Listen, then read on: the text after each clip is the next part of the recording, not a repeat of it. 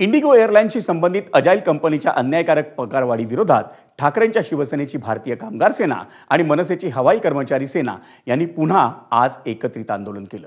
Agile कंपनीच्या कामगारांना सरसकट 4,000 रुपयांची पगारवाढ मिळावी यासाठी भारतीय कामगार सेनेचे संजय कदम आणि मनसेच्या हवाई कर्मचारी सेनेचे संतोष धुरी या आंदोलनात सहभागी झाले होते।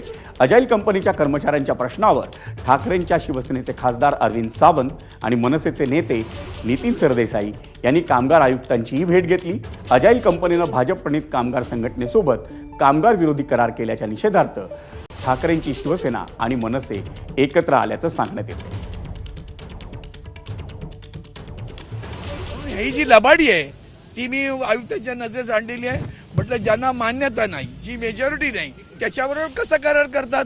कारण यांना पैसे कमी करून पाहिजे होते, लबाडी केली त्यांनी आणि स्वतःच कबूल केलेली रक्कम परत बदलतात, हे कितपत योग्य आहे आपण पाहिलं पाहिजे। आणि म्हणून आज आम्ही पुन्हा बैठक घेतली।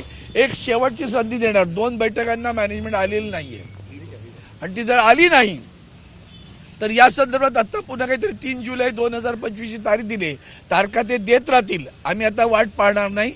शिवसेना स्टाईलने भारतीय कामगार सेना इंडिगोच्या कर्मचाऱ्यांना न्याय देण्यासाठी रस्त्यावर उतरल्याशिवाय राहणार नाही असं आपण जाहीर करू।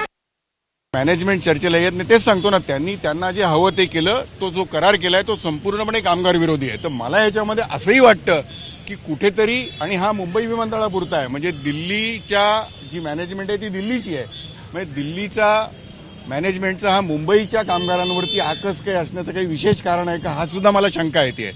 त्यामुळे त्यांनी जो करार केलाय तो आम्हाला मान्य नाही आणि त्यासाठी महाराष्ट्र नवनिर्माण सेनेची हवाई कर्मचारी सेना ही जी युनियन आहे ती पूर्णपणे सर्व ताकदीनिशी आम्ही त्याचा विरोध करू आणि कामगारांच्या मागण्या मान्य केल्याशिवाय आम्ही स्वस्थ बसणार नाही।